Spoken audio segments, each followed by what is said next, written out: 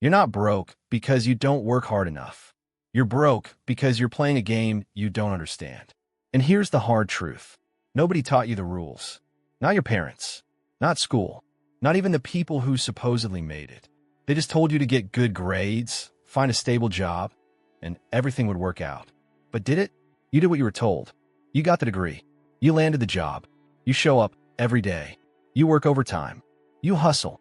And yet, somehow, you're still living paycheck to paycheck.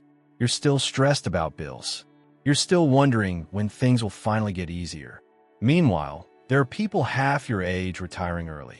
People starting with nothing and building wealth you can't even imagine. People who don't work harder than you, but somehow have more freedom, more money, more options. What do they know that you don't? It's not luck. It's not connections. It's not some secret investment nobody told you about. It's something simpler and more powerful. They stopped chasing goals and started building systems. In this Napoleon Hill inspired breakdown, you won't get the same tired advice about setting smart goals or writing vision boards. You're going to learn how to design a financial system that works while you sleep. A system that protects you from your own emotions.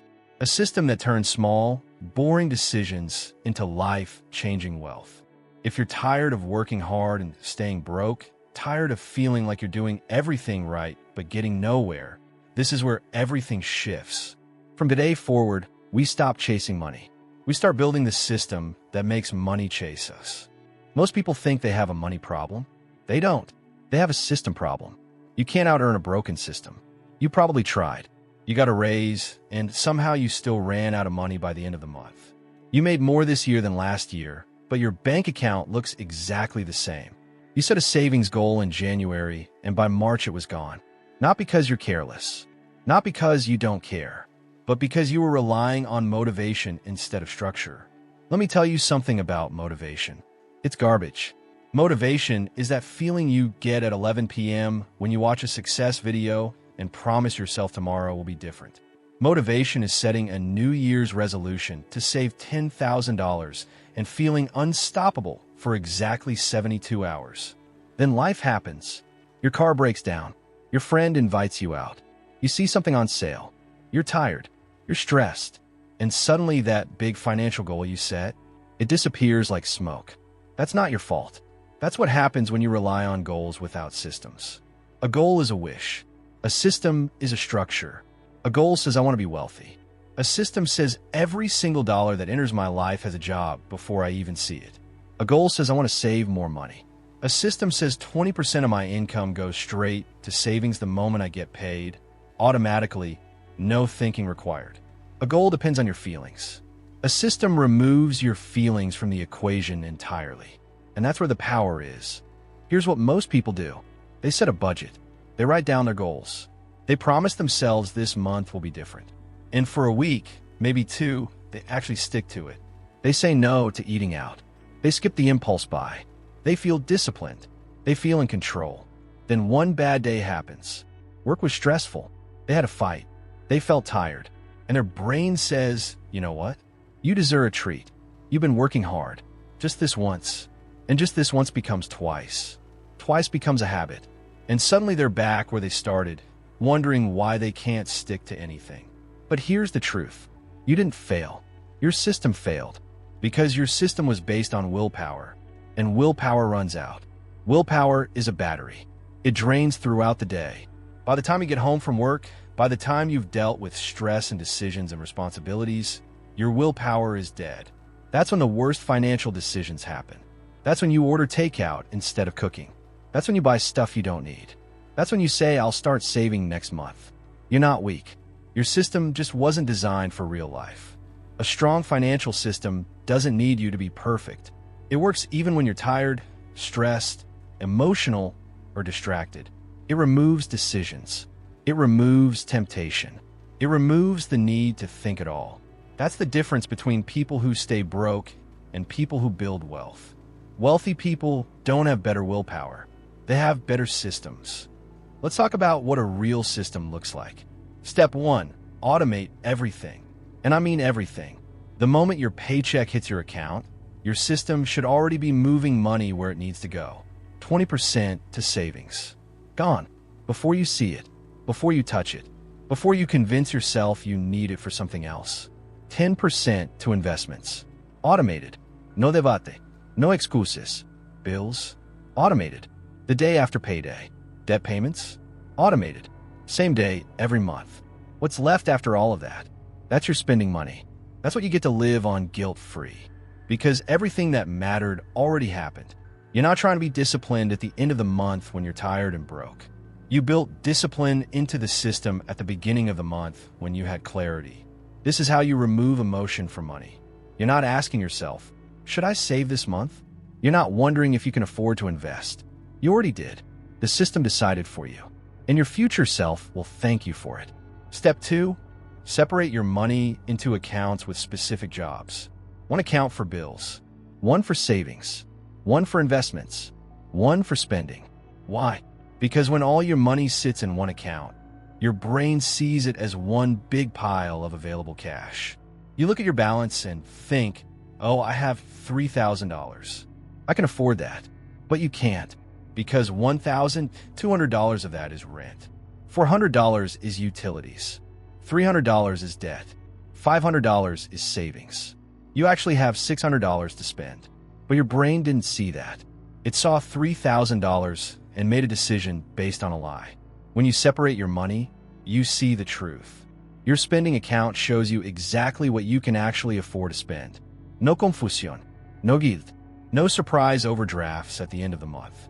This is how you stop lying to yourself about how much money you really have. Step 3, build a spending system that protects you from yourself. Here's a rule that changed my life. The 48-hour rule. If you see something you want that costs more than $50, you wait 48 hours before you buy it. Not because you can't afford it, but because you need to know if you actually want it or if it's just your emotions talking. Most impulse buys happen because of how you feel in the moment, not because you actually need the thing. You're bored. You're stressed. You're trying to fill a void. And companies know this. That's why they create urgency. Limited time offer. Only 3 left in stock. Sale ends tonight. They're hacking your emotions.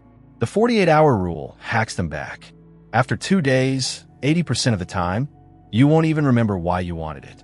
That's not you being smart. That's your system being smart for you. You didn't need willpower. You needed time, and your system gave it to you. Step 4, track your money without obsessing over it. A lot of financial advice tells you to track every single dollar, to categorize every expense, to review your spending daily. That's exhausting. And most people quit because it feels like a part-time job. Here's a simpler way. Once a week, spend 10 minutes checking 3 things. Did my automated transfers happen? Am I staying within my spending account balance? Are there any weird charges I don't recognize? That's it. You're not micromanaging. You're just making sure the system is running. If your automated system is set up right, you don't need to track every coffee. You don't need to feel guilty about small purchases. Because the big stuff, the stuff that actually builds wealth, is already handled. This is what people get wrong about money management. They focus on the $5 coffee and ignore the fact that they're not investing. They stress over buying lunch and ignore the fact that they have no emergency fund. Small purchases don't make you broke. Lack of system makes you broke. Fix the system and the small stuff stops matching. Step 5, pay yourself first, not last. Most people save whatever's left at the end of the month.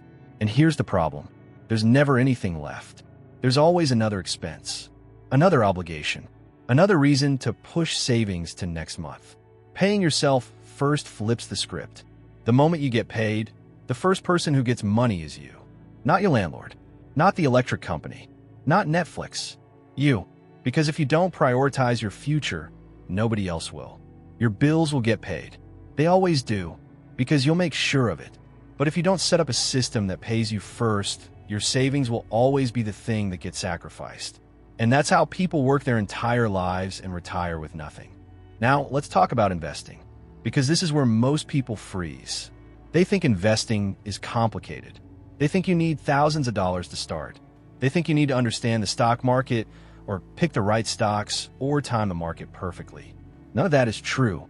The best investment strategy for most people is stupidly simple. Open a low-cost index fund. Automate a monthly deposit. Let sit for 30 years. That's it. You don't need to watch the market. You don't need to trade. You don't need to become a finance expert. You just need to start. Because here's the secret. Time in the market beats timing the market. Every single time. If you invest $200 a month starting at age 25, by age 65, you'll have over $500,000. Even if you never increase that amount.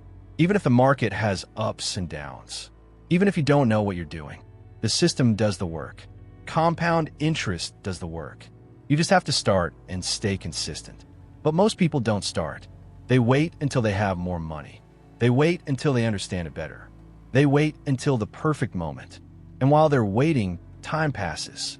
And time is the one thing you can't get back. The best time to start investing was 10 years ago. The second best time is today. Right now. Not next month. Not when you get a raise. Today. Let's talk about debt.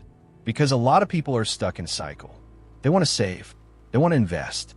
But they're drowning in payments. Credit cards. Student loans. Car payments. Personal loans.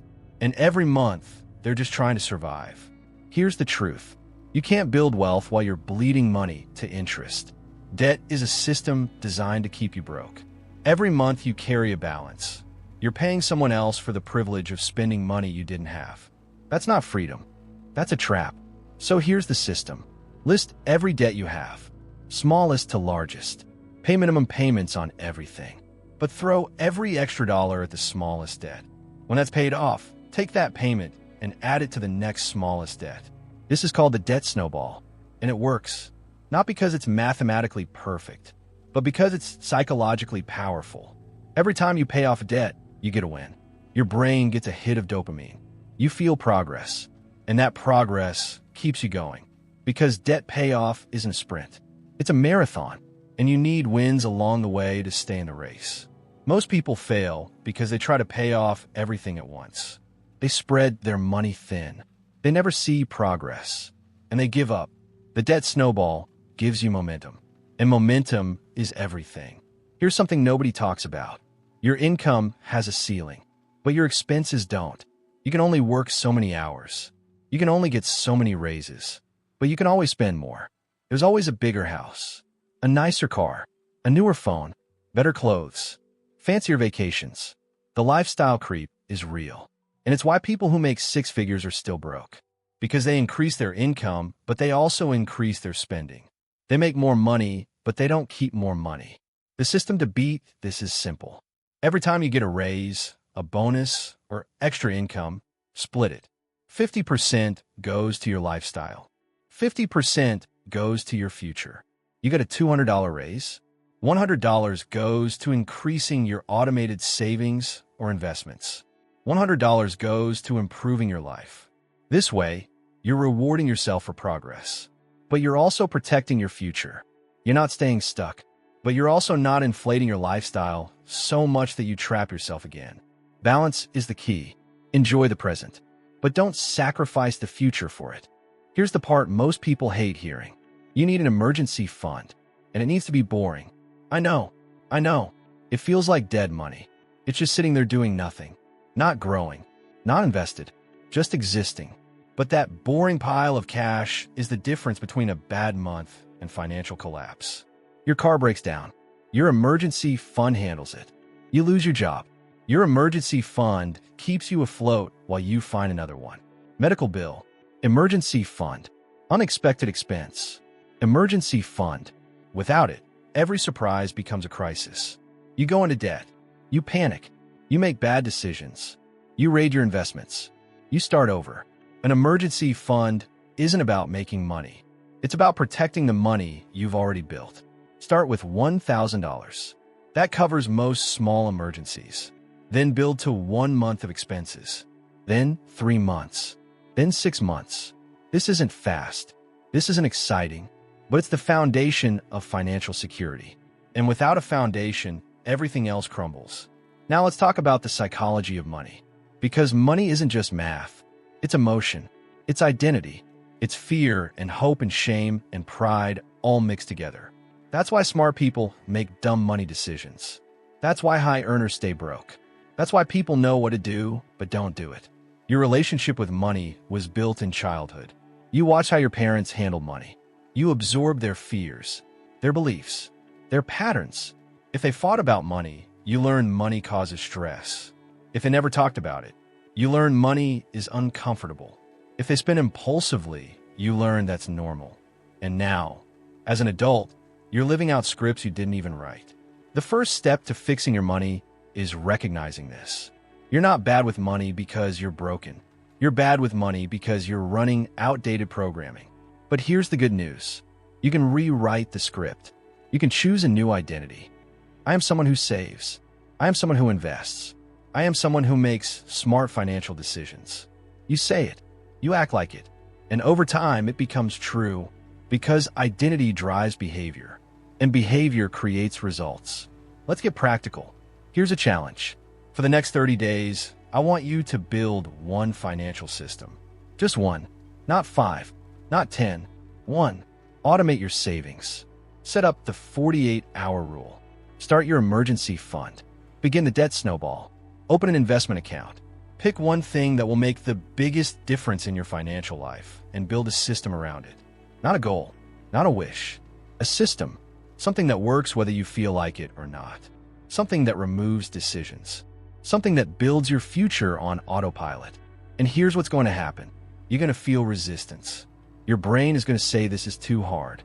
This won't work for me. I'll start next month. That's normal. That's your old programming fighting back. Push through it. Because on the other side of that resistance is a version of you that doesn't stress about money. A version of you that has options. A version of you that isn't controlled by paychecks and bills and fear. That version is waiting. But you have to build the system to get there. Here's the final truth. You don't need to make more money to start building wealth. You need to manage the money you have differently. I've seen people making $40,000 a year build financial security. And I've seen people making $150,000 a year living in constant stress. The difference isn't income. It's systems. Wealthy people automate. Broke people rely on motivation. Wealthy people separate their money. Broke people keep it in one pile. Wealthy people pay themselves first. Broke people save what's left. Wealthy people invest early. Broke people wait for the perfect time. Wealthy people have boring emergency funds. Broke people live one crisis away from collapse. It's not about how much you make. It's about what you do with what you make. And that comes down to systems. So here's my challenge to you. Stop setting financial goals. Start building financial systems. Stop waiting for motivation. Start designing automation. Stop trying to be perfect. Start being consistent. Because your financial future isn't built in one big moment. It's built in 1,000 small decisions. Decisions your system can make for you. Decisions that compound over time. Decisions that lead to a life where money isn't a source of stress, but a source of freedom. You deserve that life. You're capable of that life. You just need the right system. Build it today, protect it tomorrow, and watch it change everything. If this shifted something for you, do me a favor. Subscribe to this channel right now. Hit that like button so more people can break free from financial stress. Turn on notifications because I'm dropping more system-based finance training every single week. And share this with someone who's tired of being broke despite working hard. Welcome to your new financial identity. Welcome to your new system. Welcome to the life you're finally ready to build on purpose.